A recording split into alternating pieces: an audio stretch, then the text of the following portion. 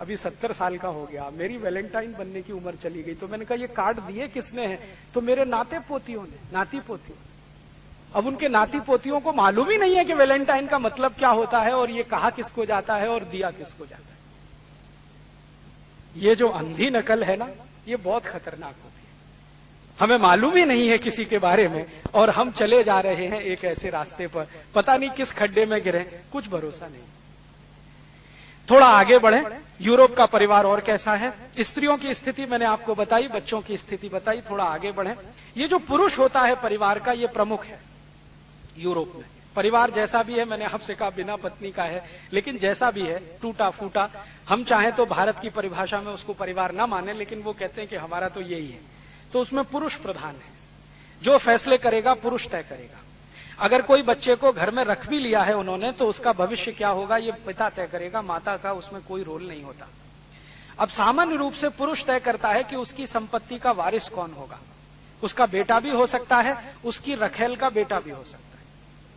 जिसको वो मुख्य पत्नी मानता है उसका बेटा हो सकता है, नहीं तो रखेलों का भी हो सकता है।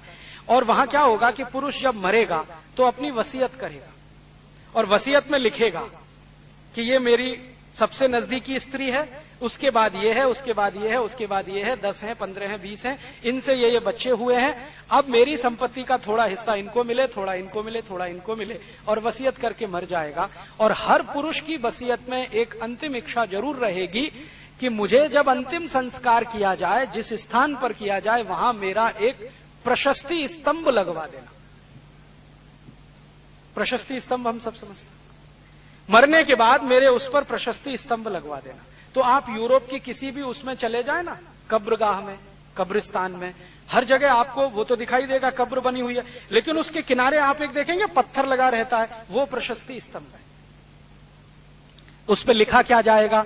उस पुरुष का नाम लिखा जाएगा, उसने जिंदगी में क्या किया ये लिखा जाएगा, उसकी रखेल कितनी थी उनके नाम लिखे जाएंगे, मुख्य पत्नी या नजदीकी स्त्री से कौन बच्चे हुए उनके नाम होंगे, रखेलों से कितने हुए उनके नाम होंगे, उसके गुलाम कितने रहे इनके नाम होंगे, उसके नौकर चाकर कितने थे उनके नाम होंगे, कुल संपत्ति कितनी थी वो लिखी जाएगी, बंटवारा क्या, ये सब उस पर लिखा जाएगा खोद खोद के।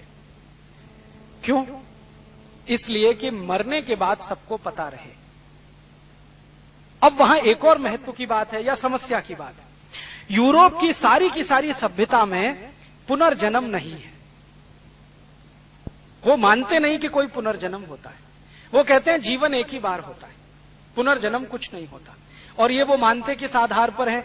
उनकी जो ओल्ड टेस्टामेंट है, आप जानते हैं बाइबल के 2 हिस्से हैं, एक ओल्ड टेस्टामेंट है, एक न्यू टेस्टामेंट है। ओल्ड टेस्टामेंट पुराना है और वही आधिकारिक माना जाता है। जो न्यू टेस्टामेंट आया है वो इतना आधिकारिक नहीं है यूरोप में, और उसकी मान्यता भी थोड़ी कम है। तो जो बाइबल का खंड ओल्ड टेस्टामेंट है उसमें बिल्कुल स्पष्ट लिखा हुआ है कि पुनर्जन्म नहीं होता, एक ही जन्म होता है। और दूसरी बात ये लिखी गई है उसमें कि ये जो प्रकृति और ब्रह्मांड है ये सब पुरुषों के भोग के लिए है। अगर तुम चाहो तो इसका उपभोग करो, नष्ट करो, भ्रष्ट करो, तुम चाहो तो संभाल कर रखो, ये तुम्हारी इच्छा पर है, क्योंकि ये पूरी प्रकृति गॉड ने, ईश्वर ने तुम्हारे लिए बनाई है। अब आप पूछेंगे जी तो इस प्रकृति में जीव जंतु हैं, पेड़ पौधे हैं, उनकी क्या हैसियत है? वो सब पुरुष के अधीन है। पुरुष चाहे तो पेड़ों को काट के फिकवा दे, पुरुष चाहे तो जंगलों में आग लगवा दे, पुरुष चाहे तो पत्थरों को खुदवा के फिकवा दे, ये सब उनके यहाँ चलता है। स्त्री को इसमें से कुछ फैसला करने का अधिकार नहीं। तो प्रकृति है वो पुरुषों के लिए है और पुरुषों के लिए भोग करने के लिए है। भोग में से जो बचता है बचा लो, नहीं तो नष्ट करना पड़े तो कर दो। इस मान्यता से उनकी परंपरा बढ़ती है। अब आप जरा कल्पना करिए कि अगर कोई समाज ने ऐसी एक मान्यता बना ली है कि प्रकृति में जो कुछ भी है वो पुरुष के लिए है, तो फिर वहां की अर्थव्यवस्था कैसी होगी, राजनीति व्यवस्था कैसी होगी, सामाजिक व्यवस्था कैसी होगी? सब कुछ पुरुष प्रधान होने वाली है। और अर्थव्यवस्था ऐसी ही होगी कि प्रकृति का नाश करते जाओ और अपने उपभोग के लिए सुविधाएं बढ़ाते जाओ। और प्लेटो कहता है कि विकास का तो एक ही पैमाना है, भोग करो और अधिक भोग करो। प्रकृति को अपने भोग के लिए नष्ट करना पड़े तो नष्ट करो, क्योंकि ये बनी ही आपके लिए। तो उन्होंने जितना विज्ञान विकसित किया और जितनी टेक्नोलॉजी बनाई है वो सब प्रकृति के नाश को करने के लिए ही है और उसका भोग करने के लिए। यूरोप में ऐसी कोई टेक्नोलॉजी नहीं बनी है जो प्रकृति का संरक्षण करे। सारी की सारी तकनीक उनकी प्रकृति के नाश पर आधारित है। आप कोई एक तकनीक उठा लो, जैसे हम कहते हैं ना बिजली यूरोप ने दिया, बिजली की तकनीकी जरा समझ लो। बिजली चाहिए क्यों? सुविधाएं बढ़ानी है, सुविधाएं बढ़ानी है, सुख बढ़ेगा, सुविधाओं से ही सुख मिलेगा, ये उनकी मान्यता है। हमारे यहाँ सुख किसी और चीज में मिलेगा, हमारे यहाँ शायद परमार्थ में सुख मिलेगा या स्वस्थ रहने में सुख मिलेगा। यूरोप में सुविधाओं को बढ़ाने में सुख मिलेगा, भोग करने में सुख मिलेगा। वो कहते हैं the more consumption the more happiness. आप जितना ज्यादा भोग करें उतनी ही आपकी सुख बढ़ती ही चली जाएगी। ये सब फिलोसोफर कहते हैं और इकोनॉमिस्ट भी कहते हैं वहां। तो मान लीजिए उन्होंने बिजली बनाई। अब बिजली की व्यवस्था क्या है? बिजली बनानी है तो बड़ा बांध चाहिए, पानी लगेगा। तो बांध बनाने के लिए जंगल काटो, कोई फर्क नहीं पड़ता, पेड़ों को काटो, कोई फर्क नहीं पड़ता। तो बांध बनेगा तो पानी इकट्ठा होगा, पानी के साथ कोयला भी लगेगा। तो कोयले को खदानों से खोद खोद कर निकालो, जितना निकाल सकते हो उतना निकालो, और खदानों से कोयला निकल आया तो खुला छोड़ दो, उनको भरने के लिए कुछ नहीं है तो ऐसे ही छोड़ दो। तो पिछले 100 साल ये जो बिजली बनाने की तकनीक यूरोप से आई, इसने पूरी दुनिया में एक ही काम किया है, बड़े बड़े बांध बनवा दिए, पानी इकट्ठा करवा दिया। नदियों का पानी एक जगह जब इकट्ठा होने लगा तो जो रिचार्जिंग होता था नदियों में बहते हुए पानी से, वो कम होता चला गया, और किसी एक स्थान पर जहां पानी एकत्रित हो जाता है वहां सिल्ट इतनी भर गई कि कीचड़ ही कीचड़ जमा हो गई जलाशय में। अब नीचे पानी जाना बंद हो गया। फिर उसके बाद क्या हुआ? आपको पावर स्टेशन चलाना पड़ेगा, एनर्जी कंजम्पशन चाहिए, क्योंकि बिना एनर्जी के बिजली नहीं बनेगी। तो टनों टन कोयला लाओ, तो उनके देश में कोयला ना मिले तो दूसरे देशों से लाओ। तो उन्होंने दुनिया के सब देशों में खोजना शुरू किया, कहां कहां कोयला है। तो भारत में है, पाकिस्तान में, इंडोनेशिया में खोद खोद के कोयला लेके जाओ। और फिर पता चला अब ऑस्ट्रेलिया में है तो वहां से खोद खोद के लेके जाओ। तो पिछले 100 साल में कोयले की खदानों को इतना खोदा गया कि नीचे वैक्यूम बन गया है, और उसी वैक्यूम के चलते अब भयंकर भूकंप आ रहे हैं, ट्रेमर्स आ रहे हैं, और पूरी दुनिया उसका भुगतान कर रही है। ये है उनकी टेक्नोलॉजी। अब कोई कहेगा जी भारत तो पिछड़ा देश है, क्योंकि ये यूरोप वालों ने बिजली बनाई, तो क्या हम नहीं बना सकते? हम बना सकते हैं, हम बिजली बना सकते हैं, क्योंकि बिजली बनाने की जो थ्योरी है या जो फिलॉसफी है ये यूरोप में ही समझी गई है, ऐसा नहीं है। 10वीं शताब्दी के भारत के वैज्ञानिकों को मालूम है कि बिजली कैसे बन सकती है, हमारे रिकॉर्ड्स बताते हैं। लेकिन हम बनाएंगे नहीं, क्योंकि इससे प्रकृति का नाश होता है। प्रकृति का नाश हमारे भारत में किसी को भी करने का अधिकार नहीं, क्योंकि प्रकृति उसके लिए नहीं है, प्रकृति सब जीव जंतुओं के लिए है, और प्रकृति उसने नहीं बनाई है, ईश्वर परमपिता परमेश्वर ने बनाई है। तुम चाहो तो इसका सदुपयोग करो, भोग करने का अधिकार तो तुमको नहीं है। ओल्ड टेस्टामेंट कहता है कि प्रकृति मनुष्य के लिए है, चाहो तो भोग करो, चाहो तो नष्ट करो। भारत क्या कहता है? भारतीयता क्या कहती है? भारतीयता कहती है ईशावास्यम इदम सर्वम यत्किंच जगत्याम जगत्तेन त्यक्तेन भुंजी था मां हृदय कस्य सिद्धनम। ईशावास्य उपनिषद का ये पहला ही श्लोक है जो पूरी भारतीयता को व्याख्यायित कर देता है कि ये जो चराचर जगत है ये सब ईश्वर का है, परम पिता परमेश्वर का है। इसमें त्याग पूर्वक भोग करो, आने वाली पीढ़ियों के लिए भी छोड़कर जाओ। प्रकृति के साथ छेड़खानी मत करो, इसको सुरक्षित रखो। तो हमारी भारतीयता कहती है त्याग पूर्वक भोग करो, और ईसाईयत कहती है या ओल्ड टेस्टामेंट कहता है कि भोग ही भोग करो। तो उन्होंने जो तकनीकी बनाई है वो भोग ही भोग करने के लिए है, हमने जो तकनीकी बनाई है वो त्याग पूर्वक भोग करने के लिए। नष्ट मत करो प्रकृति को, और जितना प्रकृति नष्ट होती है उसको वापस सप्लाई करके जाओ, तुम्हारे हिस्से का वापस देके जाओ। हमारे यहाँ तो भारतीयता ये कहती है कि नदी के किनारे अगर स्नान भी कर रहे हो तो उतना ही पानी लो जितना तुम्हारे लिए आवश्यक है, बाकी तो आगे के लिए है। यूरोप में तो सारा पानी तुम्हारे लिए है, तुम चाहो तो उसका कुछ भी करो। तो ये जो फिलॉसफी होती है, दर्शन होता है, मान्यता होती है, ये तकनीकी की दिशा तय करती है। तो यूरोप से आई हुई किसी भी तकनीकी को आप देख लो, ये बिजली का तो मैंने एक उदाहरण दिया है, आप कोई भी तकनीकी देखो वो प्रकृति के शोषण और उसके अधिक से अधिक शोषण पर आधारित है। यूरोप ने बनाया रेफ्रिजरेटर, आप देख लो कितना भयंकर प्रकृति का शोषण है, क्योंकि रेफ्रिजरेशन में जो गैस निकलती है आप जानते हैं CFCs, क्लोरोफ्लोरोकार्बन, ये हमारी प्राणवायु को सबसे ज्यादा कम करती है। और प्राणवायु इतनी कम हो गई है कि ओजोन का छेद एक बहुत बड़ा खतरा बन गया है, जो थोड़ा बहुत भी पढ़ते हैं पर्यावरण विज्ञान को। और ये सबसे बड़ा खतरा यूरोप और अमेरिका के ऊपर है। और अमेरिका और यूरोप के वैज्ञानिक मानते हैं कि हमने सबसे ज्यादा विनाश किया है प्रकृति का, लेकिन इस ओजोन के खतरे से बचेगा कोई भी नहीं, ये भी वो कहते हैं। तो रेफ्रिजरेशन की एक टेक्नोलॉजी आई जिसने ओजोन का खतरा पैदा कर दिया। एक और कोई तीसरा उदाहरण लेना हो, उन्होंने टेलीविजन बनाया और टेलीविजन ने लोगों के दिल दिमाग को सबको खत्म करके रख दिया। हम चाहते तो टेलीविजन बना सकते थे। क्या टेलीविजन बनाने की फिलॉसफी सिर्फ यूरोप में थी? ऐसा नहीं है। टेलीविजन का मूल सिद्धांत यह है कि किसी भी मेटल की प्लेट को आप गर्म करो, उसमें से इलेक्ट्रॉन्स निकलेंगे, उनको कंट्रोल करो, बस दिस इज द सेम, इतना ही है, उससे ज्यादा तो कुछ नहीं। लोहे की प्लेट हो, तांबे की प्लेट हो, कोई भी प्लेट हो, इसको गर्म करो, इसमें से इलेक्ट्रॉन्स निकलेंगे, उनको कंट्रोल कर लो, ये टेलीविजन की टेक्नोलॉजी है। भारत में ये 12वीं शताब्दी में मालूम था सबको।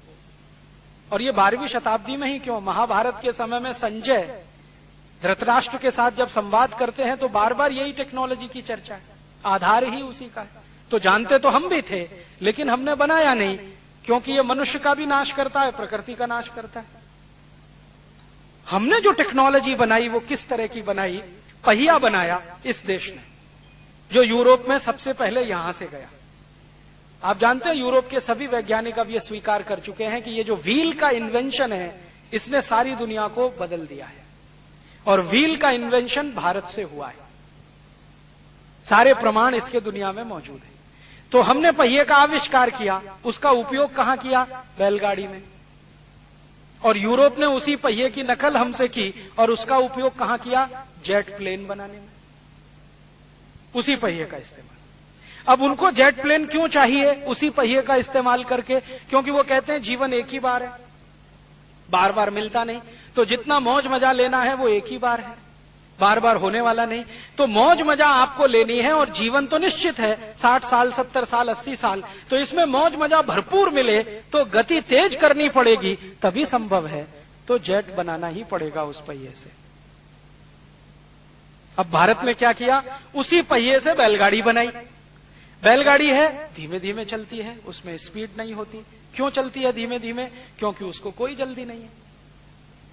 एक बार मैंने अपनी मूर्खता सिद्ध करने के लिए एक गांव के किसान को पूछा, भाई आप बैलगाड़ी लेके जाते हो, अपने गांव का सामान शहर में बेचते हो, शहर से कुछ गांव में लेके आते हो, इस बैलगाड़ी की जगह ट्रैक्टर क्यों नहीं ले लेते?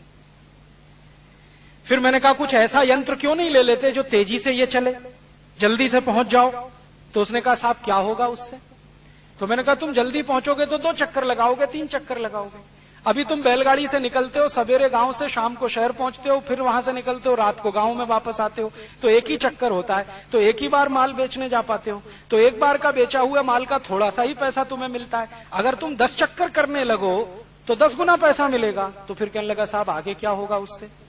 मैंने कहा भाई अगर ज्यादा पैसा आया तो टीवी खरीद लेना, मजा आएगा, फ्रिज खरीद लेना और मजा आएगा, इलेक्ट्रॉनिक ओवन ले लेना और मजा आएगा, कुछ अच्छी अच्छी चीजें खरीद के घर में रख लो जो सुविधाएं बढ़ाती हैं, तो बहुत मजा आएगा। तो मैंने पूछा मानोगे? उसने कहा अच्छा ये बताओ ये मजा आने से क्या होगा? तो मेरे तो समझ में आया नहीं, मैंने उसको ऐसे ही बोल दिया सुख शांति मिलेगी। उसने कहा वो तो अभी भी मेरे पास है, सुख भी है और शांति भी है, तुम क्यों बीच में डिस्टर्ब कर रहे हो मुझे? उसने कहा मैं तो बहुत सुखी हूं। मैंने पूछा कैसे? तो उसने कहा ये बैलगाड़ी में आराम से जाता हूं, बैलों की घंटियों का जो संगीत है वो सुनते हुए जाता हूं, लौटते हुए भी यही संगीत सुनते हुए आता हूं। मैं कृष्ण का भक्त हूं तो भजन करते हुए जाता हूं, भजन करते हुए वापस आता हूं। मेरा हिसाब ये है कि गांव से चलना तो 10 भजन करना, 10 भजन में शहर आ जाएगा, फिर लौट के 10 भजन करना। मुझे तो लगता है कि ईश्वर की प्राप्ति मुझे हो ही जाती है। मैं तो सुख शांति में ही हूं भाई, तुम तुम्हारा ये सुझाव मत दो मुझे। मेरे समझ में आ गया। फिर उसने अंत में मुझे ऐसी बात कही जो शायद कोई पढ़ा लिखा PhD स्कॉलर भी नहीं कह सकता। उसने कहा जी मुझे कोई जल्दी नहीं है, मेरा तो अगला जन्म भी पड़ा है, अभी उसके आगे भी पड़ा है। 84 लाख बार मुझे तो जन्म लेना है, इसलिए हर जन्म में थोड़ा थोड़ा मजा लूंगा। एक ही जन्म में मजा लेके खत्म किया, ये मेरे लिए नहीं, ये है फिलॉसफी। और इसी फिलॉसफी के चलते हमने व्हील तो इन्वेंशन किया, लेकिन उसको बैलगाड़ी में लगाया, स्पीड कंट्रोल करके चलाया। अब बैलगाड़ी चलती है तो प्रकृति के किसी भी नियम का उल्लंघन नहीं होता, धीरे धीरे चलती है, धूल भी नहीं उड़ती है, कंकड़ पत्थर भी नहीं उछलते हैं, कीचड़ भी नहीं उछलती है, आराम से चलती है। और जो मोटर गाड़ी चले तो एक मोटर गाड़ी हजारों किलो तो धूल उड़ा देती है, और वो धूल इतनी बेशकीमती है कि मोटर गाड़ी के दबाव के चलते वो खेतों से उड़कर सड़क पर आती है, और सड़क से पता नहीं कहां जाती है। मिट्टी की ऊपरी लेयर हजारों साल में बनती है, करोड़ों रुपए का नुकसान हम अपने हाथों से ही खुद करते हैं, तेज गति की गाड़ियां बना बना के। जब हमें मालूम है कि ये जीवन आखिरी नहीं है, इसके बाद भी मिलने वाला है, और हमारे शास्त्रों ने हमको समझाया हुआ है अच्छे कर्म करो, चिंता मत करो, अगला जीवन भी अच्छा ही मिलेगा, तो फिर काहे की आपाधापी, क्यों जल्दी करना, क्यों स्पीड में जाना। तो इसलिए हमने टेक्नोलॉजी बनाई, वो धीरे धीरे चलने वाली, धीरे धीरे काम करने वाली, जिसमें स्पीड नहीं होगी। जीवन का आनंद हमें शायद उसी में आएगा। अब ये जो स्पीड है और स्पीड नहीं है, इसके चक्कर समझा देता हूं। हमने यूरोप की टेक्नोलॉजी की नकल करके कुछ उपकरण अपने यहां मंगाए, जैसे रसोई का मिक्सर, वो स्पीड का एक उदाहरण है। आप बिजली जलाइए, मिक्सर को ऑन करिए, चटनी पिस जाएगी। आखिरी उत्पाद है चटनी, वो यूरोप से आई हुई टेक्नोलॉजी से चटनी ही मिल रही है। हमने क्या किया, इसी टेक्नोलॉजी को दूसरे स्वरूप में इस देश में लाया, सिलबट्टा। धीरे धीरे पीस रहे हैं, चटनी उसमें भी बन रही है, चटनी इधर मिक्सर में भी बन रही है, चटनी सिलबट्टे पे भी बन रही है, लेकिन सिलबट्टे में स्पीड कंट्रोल्ड है और एनर्जी का कंजम्पशन 0 है, और आपकी मिक्सर में एनर्जी कंजम्पशन मैक्सिमम है और स्पीड बहुत भयंकर है। अब जब हम सिलबट्टे पर चटनी पीस रहे हैं तो चटनी ही नहीं पीस रही है, पूरे शरीर की एक्सरसाइज भी हो रही है, व्यायाम हो रहा है। और ये सिलबट्टा माताओं के जिम्मे आया। प्रकृति ने कुछ माताओं का शरीर ऐसा बनाया है कि उनको अतिरिक्त व्यायाम की जरूरत है, क्योंकि उनके शरीर में अतिरिक्त कुछ अंग हैं, जैसे गर्भाशय, यूट्रस, और यूट्रस हमेशा फ्लेक्सिबल रहना चाहिए, लचीला रहना चाहिए। ये हर मां की पहली आवश्यकता है। जिन माताओं का गर्भाशय जितना ज्यादा लचीला है, बच्चों का जन्म उतना ही आसान है। तो हमारे ऋषियों ने, मुनियों ने सिलबट्टा बनाया चटनी पीसने के लिए, कि इससे चटनी तो मिलेगी ही, माताओं के गर्भाशय का भी व्यायाम होता रहेगा। तो रोज 10 मिनट अगर कोई माँ चटनी पीसे, तो मैं गारंटी देता हूं कि उसको बच्चा करने के लिए कभी सिजेरियन ऑपरेशन की आवश्यकता ही नहीं पड़ेगी। तो हमने इतनी दूर सोच लिया, वही सिलबट्टा है, वही अंतिम प्रोडक्ट, उससे चटनी बनना है। और यूरोप को यह समझ में नहीं आया कि भाई सिलबट्टा कोई टेक्नोलॉजी है, ये मिक्सर कोई टेक्नोलॉजी नहीं। अब मिक्सर में हम क्या कर रहे हैं, बिजली का स्विच ऑन कर दिया, बैठे हैं, तमाशा देख रहे हैं, उसका फोटो देख रहे हैं कि देखो कैसा बढ़िया चल रहा है। अपने हाथ से तो कुछ हो नहीं रहा है। हमारा शरीर विज्ञान कहता है कि शरीर श्रम जितना कम करोगे, शरीर में कोलेस्ट्रॉल डिपॉजिट उतना ज्यादा होगा, तो हार्ट अटैक से मरने के लिए तैयार रहो। तो हमने ले आया मिक्सर बिना सोचे समझे, और अब रोज सुनते हैं कि उनको हार्ट अटैक आ गया, इनको ब्रेन स्ट्रोक हो गया, इनको कार्डियक अरेस्ट हो गया, उनको हो गया। और हर डॉक्टर ये समझाता है कि भाई कुछ शरीर श्रम किया होता तो शायद बच जाते। तो हमने टेक्नोलॉजी बनाई हमारे स्वास्थ्य को ध्यान में रखकर, उन्होंने टेक्नोलॉजी बनाई अपने समय को बचाने के लिए। अब मैं किसी भी भारतवासी से पूछता हूं, भाई ये मिक्सर निकाल दो घर से, सिलबट्टे पे चटनी बनाओ, कहते राजीव भाई टाइम बचाना है। तो टाइम बचा के खर्च कहां करोगे?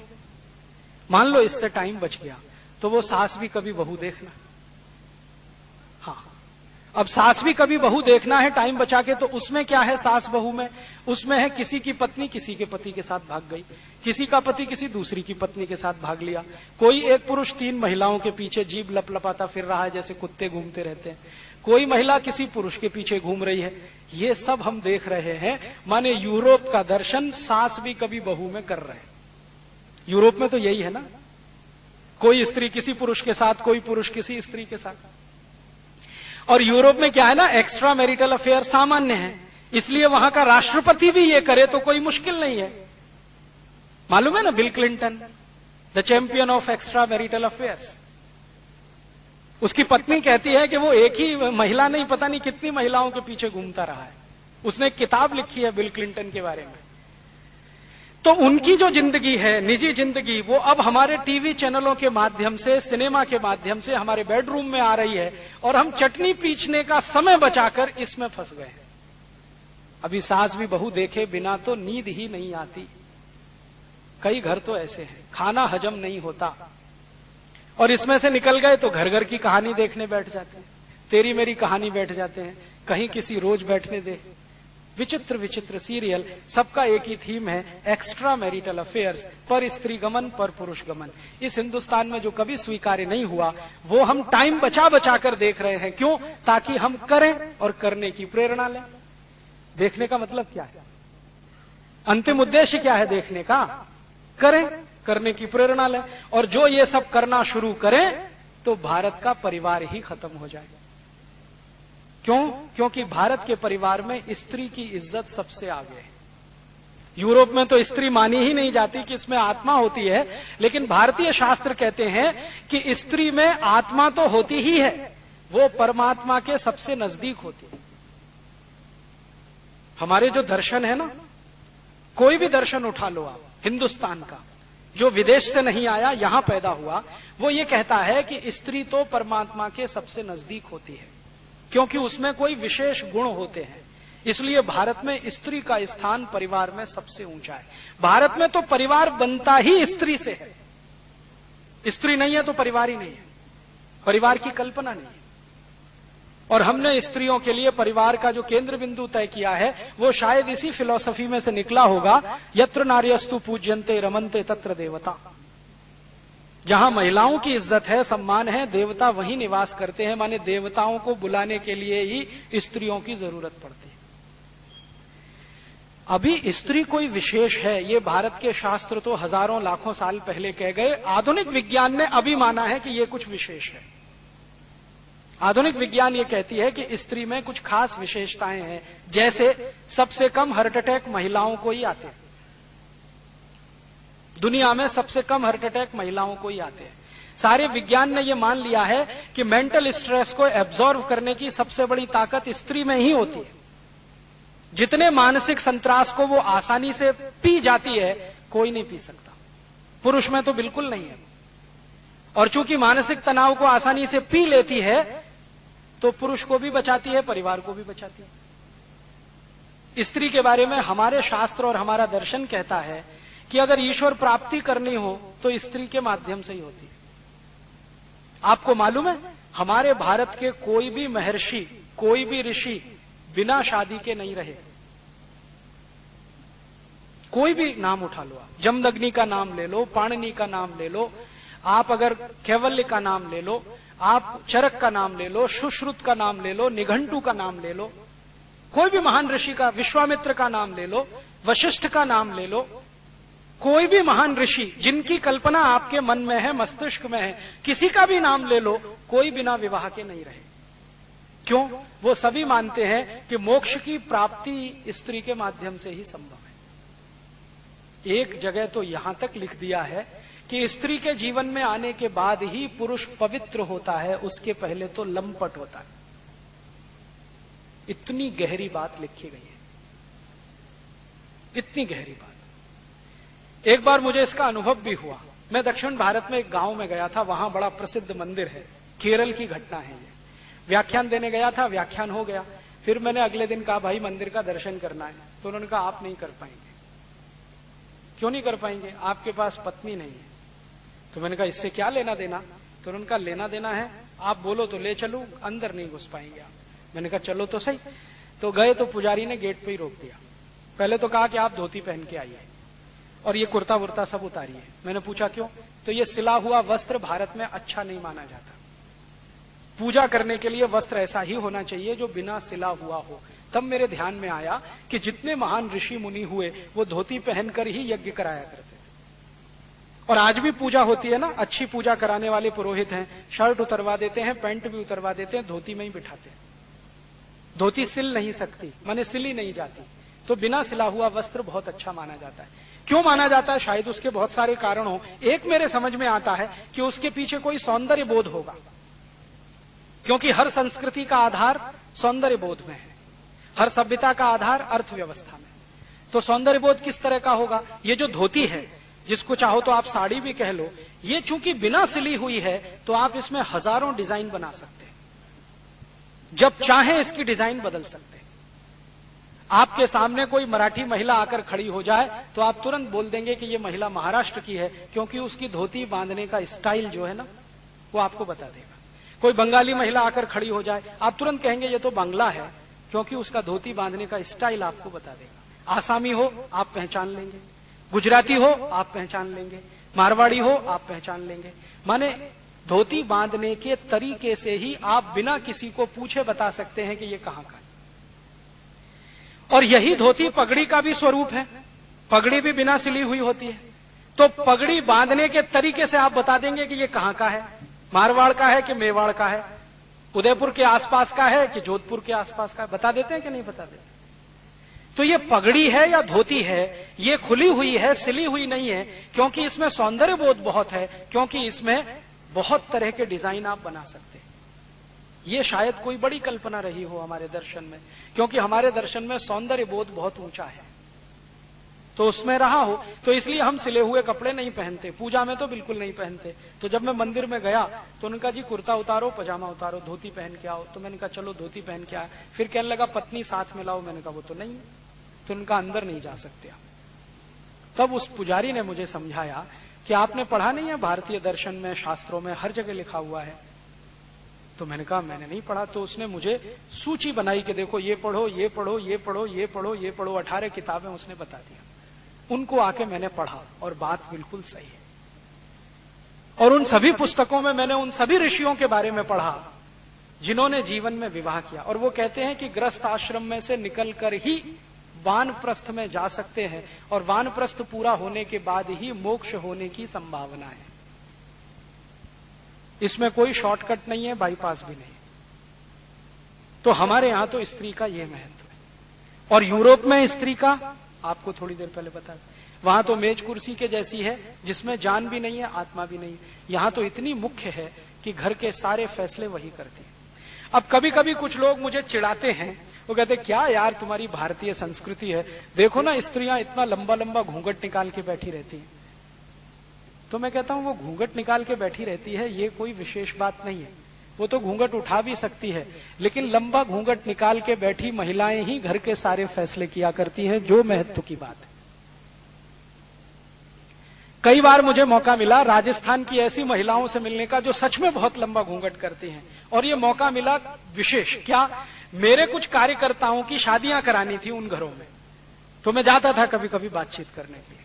तो घर के पुरुष कहते थे जी वो अंदर पूछ लूं पहले, हाँ या ना तो वहीं से तय होगा।